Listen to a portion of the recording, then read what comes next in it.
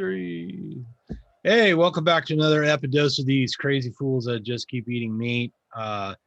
Me and Justin here, two of the components of the meat mosaic, have decided to give a whirl to an idea of just doing short topics. We're going to call them the short ribs. So this is our short ribs number one. We're just going to hit topics really quick and then make a short video so this is easier for people to pass on to other people just to answer simple questions. So what's our topic tonight, Justin? Tonight, a classic one that I think every carnivore or everyone going on this diet gets asked.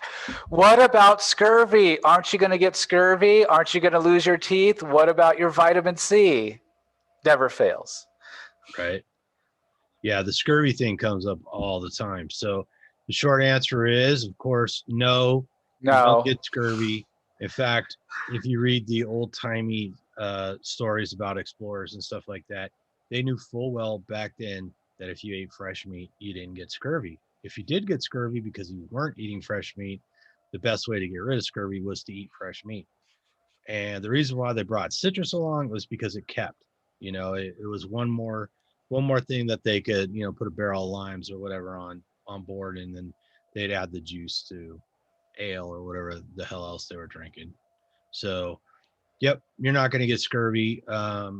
We know lots of people have been eating nothing but meat for over 10 years. They don't have scurvy. And if you're going to get scurvy, it would only take, 3 months or something at sea with no fresh meat, and you'd have scurvy.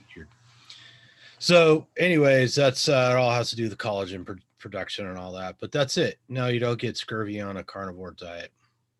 No, and it seems to be that the necessary amount of vitamin C that you need to keep scurvy at bay has been greatly overestimated. The body actually roughly needs 10 to 70 milligrams of scurvy, I think, a day, roughly, of vitamin C a day to prevent the scurvy.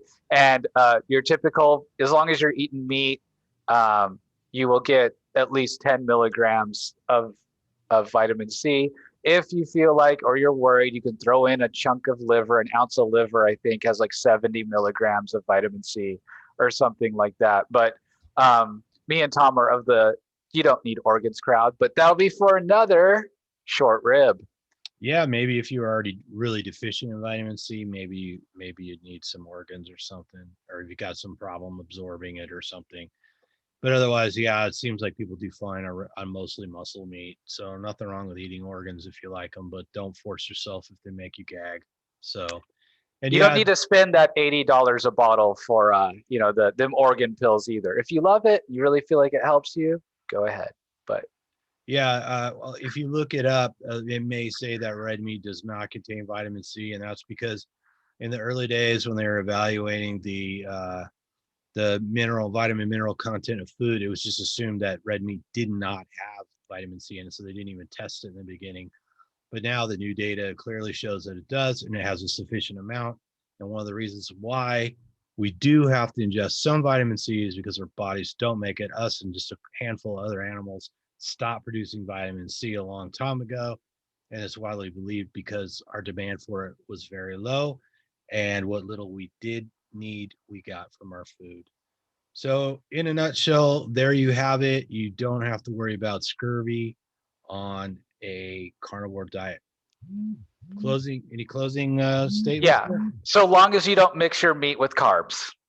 If you mix your meat with carbs, then you'll need to supplement and have an orange or something for some vitamin C. That is a caveat because the sugar, the glucose competes with the transport molecules for the vitamin C and tends to crowd it out. So there you go. You can look all that up if you have any doubts. Of course, you can check out carnivoreinfo.com for more information. A lot of that stuff is scrolled away there. But until next time, whatever you do, eat some meat, feel better, and don't fall down the carb hole. Thanks for watching. Stay subscribed.